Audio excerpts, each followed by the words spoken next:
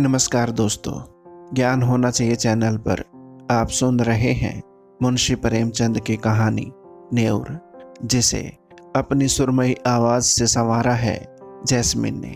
नमस्कार साथियों, ज्ञान होना चाहिए चैनल पे आप सभी का एक बार फिर से हार्दिक स्वागत है।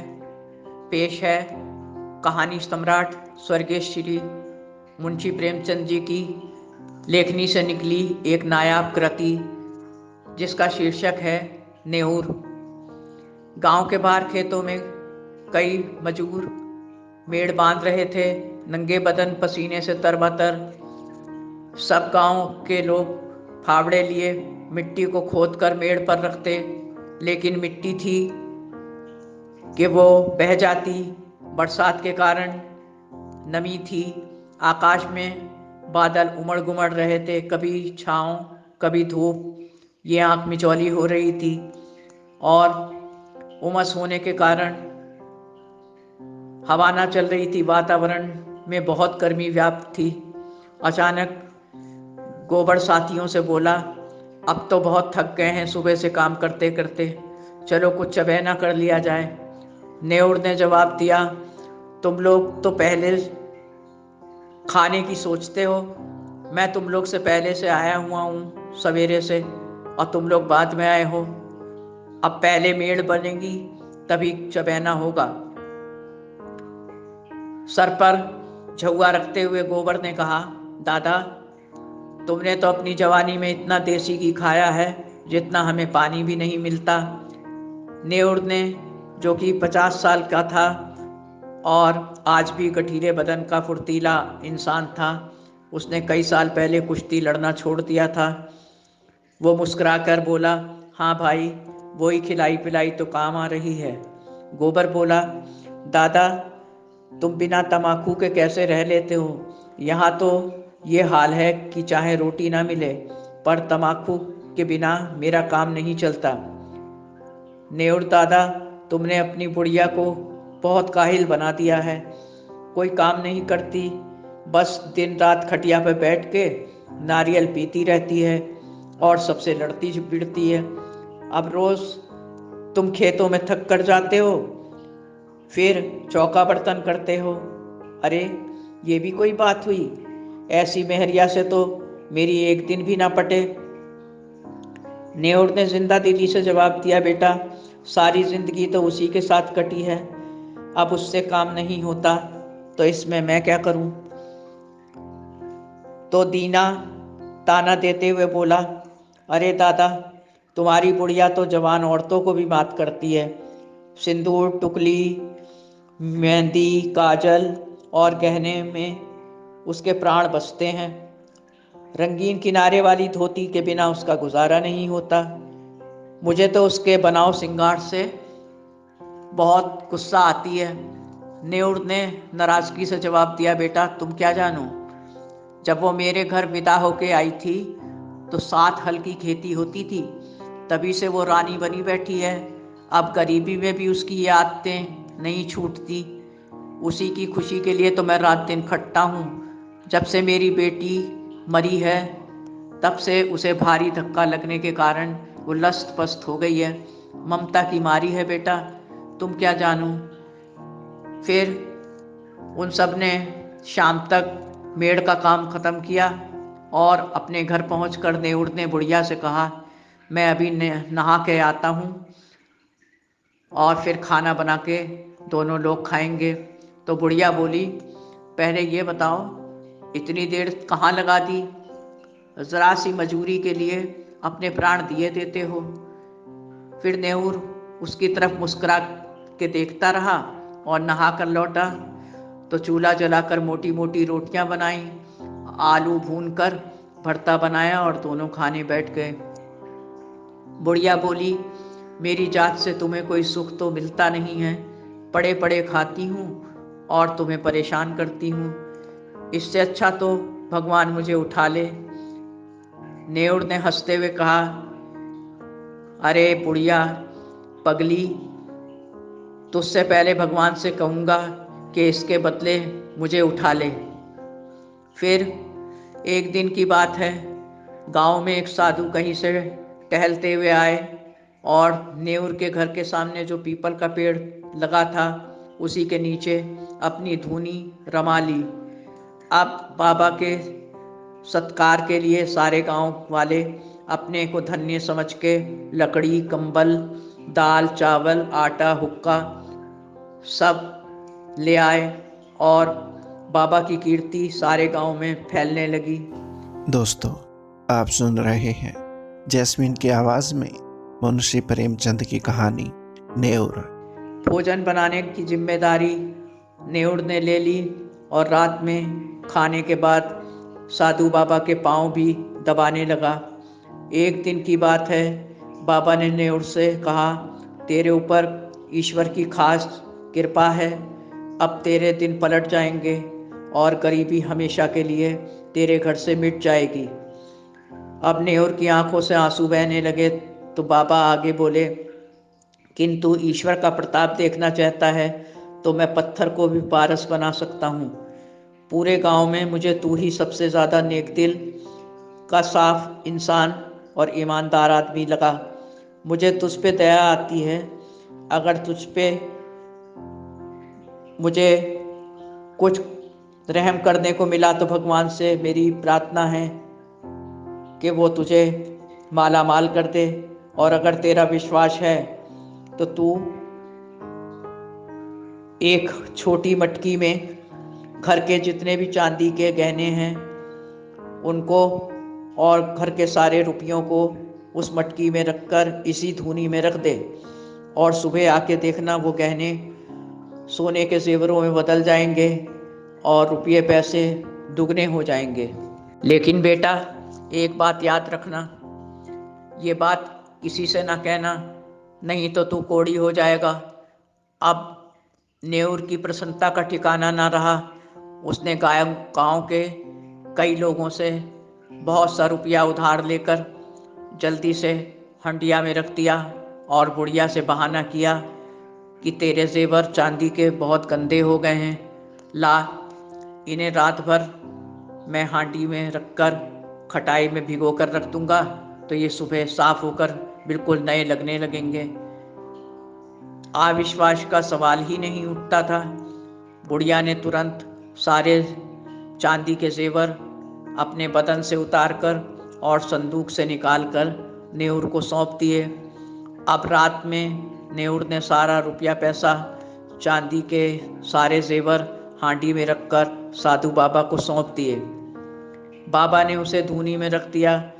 फिर नेउर ने बाबा को खाना बनाकर खिलाया और घंटों उनके पांव दबाता रहा। बाबा बहुत देर तक उसे ज्ञान देते रहे। फिर रात गहराने पर उसे सोने भेज दिया और खुद भी सो गए। रात भर नेउर खुशी से कल्पनाएं करता रहा कि सोने के जेवर मिलेंगे सुबह और ढेर सारा रुपया भी। इस वजह से उसे ठीक से नींद ना आई और बहुत तड़के सुबेरे उठकर वो बाहर जाकर अपनी हांडी को उठाने की नियत से पेड़ के नीचे आया तो उसका कलेजा मुंह को आ गया। आंखों के सामने जुगनू नाचने लगे। दिल की धड़कन रुकी हुई सी महसूस होने लगी, क्योंकि वहाँ न साधु महाराज थे, न हांडी थी, न कंबल, न आटा, न दाल चावल, न बर्तन, राख के सिवा वहाँ कुछ न था। वो दहाड़ मारकर रोने लगा और तेजी से पूरे गांव में भागता फिरता और साधु महाराज को ढूंढता फिरता, पर वहाँ पूरे गांव में और दूर दूर तक उनका नामो निशान ना मिला। अब नेउर की हालत बहुत खराब हो गई। वो हारे हुए जुआरी की तरह रोते हुए सोचने लगा, कैसे बुढ़िया का सामना करूँगा, कैसे गांव वालों का उधार चुकाऊँगा। अब उसकी ज़िंदगी बर्बाद हो चुकी थी। फिर उसने घर जाना मुनासिब ना समझा और अनजानी राहों पर कहीं बढ़ने लगा, कभी गांव वापस ना लौटने के लिए। चलते चलते नेउर झांसी जिले में धसान नदी के किनारे, जहाँ एक पहाड़ी टीला था, वहीं पहुंचकर टीले पर उसने अपना आसन जमा लिया। उसने सोचा, जिस राह पर चल के साधु ने मुझे ठगा है, अब मैं भी उसी राह पर चलकर लोगों को बेवकूफ़ बनाऊंगा और माला माल हो जाऊंगा। साधु के भेष में वो वहाँ प्रवचन देने लगा। दोस्तों, आप सुन रहे हैं जैस्मीन की आवाज़ में मुंशी प्रेमचंद की कहानी नेऊर। जो भी लोग उसके लिए फल या खाने पीने का सामान लाते, उसी से वो अपना जीवन यापन करने लगा। उसको बुढ़िया की बीच बीच में बहुत याद आती। वो उसका कसूरवार था, उसका सामना करने की उसकी ताकत न थी। अब उसकी कीर्ति गांव में दूर दूर तक फैलने लगी। बहुत से भक्तगण नेऊर को घेरे रहते।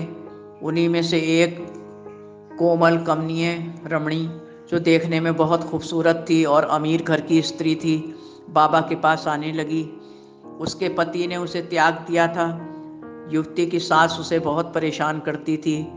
फिर उसकी शादी एक फौजी पेंशनर से कर दी गई, जो कि माँ के कहने में था। यहाँ भी उसे कष्ट थे, इसलिए वो सास से अलग रहने की इच्छुक थी। अब वो पति का दिल फेरने के लिए बाबा की शरण में आई। नेऊर ने बहुत दिनों तक मोटे शिकार का इंतज़ार किया था। उस रमणी को जाल में फंसाना कोई मुश्किल काम न था। उसकी सारी बातें सुनकर नेऊर ने गंभीरता से कहा, बेटी, मैं न सिद्ध बाबा हूँ न महात्मा, पर भगवान ने चाहा तो तुम्हारा मनोरथ ज़रूर पूरा होगा। मुझे तुझ पे दया आती है। फिर थोड़ा संकोच से कहा, बेटी, तेरी समस्या बहुत बड़ी है, इसके लिए विशेष अनुष्ठान करना पड़ेगा, हजारों का खर्च आएगा। तो रमणी को सारे सामान और इस बात की गोपनीयता के बारे में बहुत सचेत करके दूसरे दिन आने को कहा। नेऊर ने सोचा, मेरी बुढ़िया चांदी के जेवरों के लिए उदास होगी। अब मैं उसके लिए सोने के ढेर से जेवर लेकर जाऊंगा और गांव वालों का रुपया भी वापस कर दूंगा और अपनी बची जिंदगी को शान से गांव में गुजारूंगा। फिर दूसरे दिन उस रमणी ने सोने के गहनों की पिटारी और बहुत सा रुपया नेऊर के कदमों में रख दिया। नेऊर ने वो सारा सामान कंबल के नीचे रख दिया। अब उसका दिल जोरों से धड़क रहा था। अचानक उसकी अंतरात्मा ने उसके किए गए इस कृत्य से उसके दिल को झिंझोड़ कर रख दिया। उसने सोचा, इस तरह से किसी के विश्वास को धोखा देना इंसान ही नहीं, भगवान को भी धोखा देना है, और मैं ये सब भगवान की ही आड़ लेकर कर रहा हूँ, जो कि अनुचित ही नहीं, महापाप भी है। मैं उस साधु की ठगी का और अपने बर्बादी होने का बदला इन विश्वासी लोगों से कैसे ले सकूंगा? इसकी कितनी श्रद्धा है मुझ पर। अचानक अंतरात्मा की आवाज़ पर गंभीर होकर सामने बैठी रमणी से नेऊर ने कहा, बेटी, अपनी पिटारी उठा लो, मैं तुम्हारी परीक्षा ले रहा था। जाओ, ईश्वर ने चाहा तो तुम्हारी मुराद पूरी होगी। अब तुम घर जाओ। रमणी ने पिटारी उठाई और नेऊर का आशीर्वाद पांव छूकर लेकर चली गई। अब नेऊर को भभूत, तिलक आदि से बेहद घृणा हो रही थी और ये आश्चर्य भी हो रहा था कि ये पाप उसके दिल में आया ही क्यों। साधु का बदला भोले भालू से लेने की कैसे ये मेरे दिमाग में बात आई, पर उसे खुशी इस बात की थी कि ये पाप होने से बच गया था मैं। फिर वो विचित्र उल्लास के साथ मन में विजय पाकर अपने गांव की ओर चल दिया और उसको संतोष था कि बहुत बड़े पाप से वो बच गया है। गांव पहुंचते ही लड़कों ने उसे घेर लिया और चिल्लाने लगे, दादा आ गए, दादा आ गए। एक लड़का जो थोड़ा बड़ा था, वो नेऊर से बोला कि दादा, आपकी काकी तो मर भी गई। नेऊर के ऊपर कुठाराघात हो गया जैसे। धड़कते दिल से वो अपने घर की तरफ भागे वहां जाकर देखा दरवाजा खुला पड़ा है और सब सामान ज्यों का त्यों रखा है। खटिया पड़ी है पर खटिया खाली है, पर बुढ़िया उस पर नहीं है। तब तक गांव के बहुत से लोग नेउर की सूचना पाकर इकट्ठे हो चुके थे घर के सामने। दोस्तों, ज्ञान होना चाहिए चैनल पर आप सुन रहे हैं जैस्मिन की आवाज में मुंशी प्रेमचंद की कहानी नेउर। नेउर से सवाल जवाब करने लगे और उसी बीच गांव वालों ने बताया, तुम्हारे जाने के बाद बुढ़िया बदहवास सी गालियां तुम्हें बकती हुई घूमती थी इधर उधर, और तीसरे दिन तुम्हें गालियां देती देती मर गई। नेउर ने कोई जवाब न दिया, बस आहत सा विस्मित नेत्रों से शून्य की तरफ निहारता रहा। जुबान पे ताले लग चुके थे। उस दिन के बाद से किसी ने नेउर को किसी से बात करते हुए नहीं देखा। बस गांव से आध मील दूर एक पेड़ के नीचे नेउर खामोश बैठा रहता सुबह से शाम तक। राहगीर उसे कुछ ना कुछ दे ही देते थे।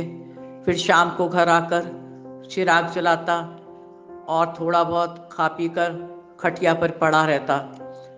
उन्हीं दिनों गांव के लोग प्लेग रोग के फैलने के कारण दूसरी जगह प्रस्थान कर गए, पर नेउर अकेला पूरे गांव में पकड़ा रहा और कहीं ना गया और एक यंत्र चलित सी निर्जीव निश्चेष्ट जिंदगी जीता रहा। फिर बहुत दिन के बाद उसका कहीं पता न चला कि वो कहाँ चला गया।